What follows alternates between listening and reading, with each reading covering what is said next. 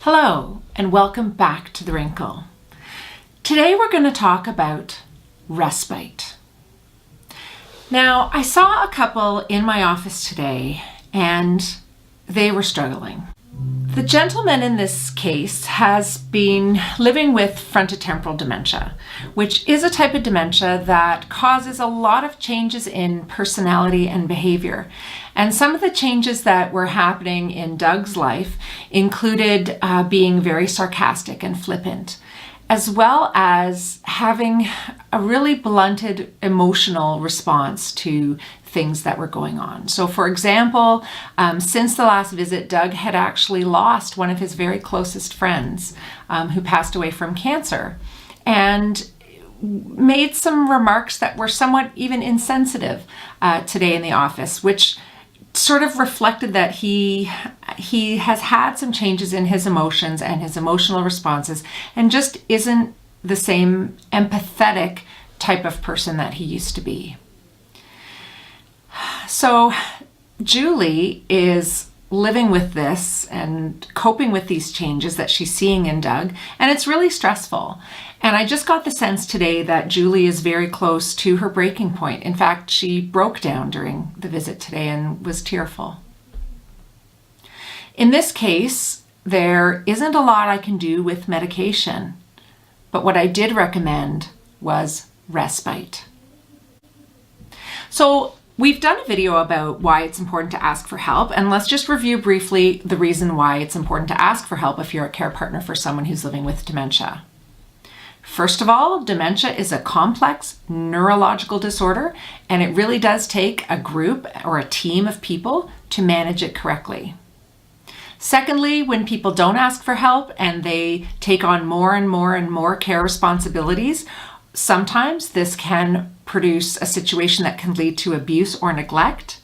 And it can also produce a situation where the care partner is not healthy and could experience health issues of their own and could not be physically able to do the care anymore. Another reason why it's important to ask for help is to expand the world of the person who's living with dementia and bring in other experiences and other people who may be able to really help as the dementia progresses. And it's always good to bring in these other individuals at a time when the person with dementia has more resources and is better able to accept them. One of the ways that help can come is in the form of respite care. What is respite? Well, it's a break, and respite can take many forms. A respite stay, for example, in a long-term care home or in a retirement home, or even in the home of another relative, could be a block of time when the person who's living with dementia goes and stays at this other location. So the care partner would have several days a week, or maybe even longer, to do other activities that are meaningful, like it could be traveling. Sometimes, unfortunately, it's because the care partner needs to be in hospital or have some type of operation or medical procedure. But in any case, there's this block of time that the care partner has to do these other things.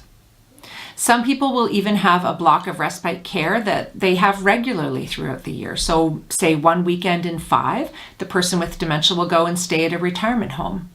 Or a few times a year, there will be a 1-week stay, for example. And these are things that can be very, very helpful and give the care partner the recharge that they need to keep going. Respite can also be in shorter blocks of time that are delivered more regularly. So it could be a chunk of 2 or 3 hours a couple of times a week, but every week. So that could look like a personal support worker or, again, another friend or relative or volunteer coming to the home, or taking the person who's living with dementia out for a few hours. But that gives the care partner some dedicated time to do other activities, which might be exercising or shopping or going to medical appointments themselves.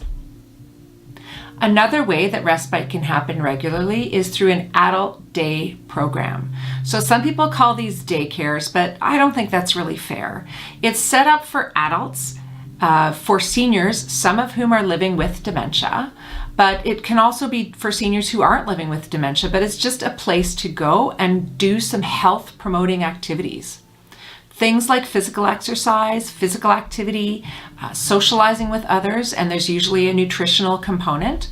And some people who are living with dementia go to adult day centers 7 days a week for several hours each time. Having that kind of structure and routine can be very helpful for both parties.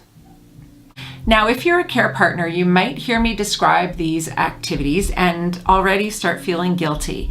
You might think it's kind of like having someone babysit the person who's living with dementia or sending them away for a period of time so you can do your own thing. It might be obvious the benefit to the care partner to have a chunk of time where they don't have to have care responsibilities, but what's in it for the person who's living with dementia? Well, there actually can be some benefits.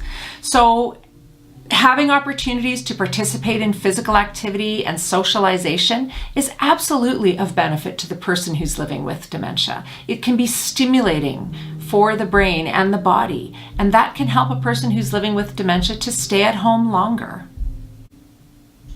Finally, as we talked about in our video about the importance of asking for help, people who are living with dementia do need a team, and going outside of the home, either for a respite stay or to an adult day center, is an opportunity to build that team, to make friends, and to bring other people on board in the journey.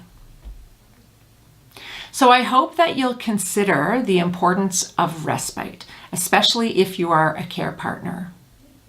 It can be a very welcome part of the routine of caring, and it can be beneficial to care partners as well as to people with dementia.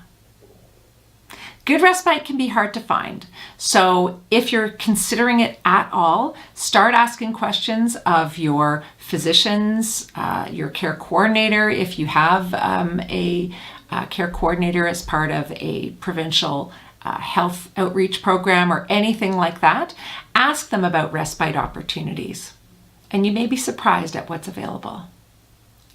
I hope that's been helpful, and I would love to hear about your experiences with respite or what you think about respite. Please share your comments below and consider subscribing or liking our page so that you can keep seeing these videos. Thanks for watching, and I'll see you next time on The Wrinkle.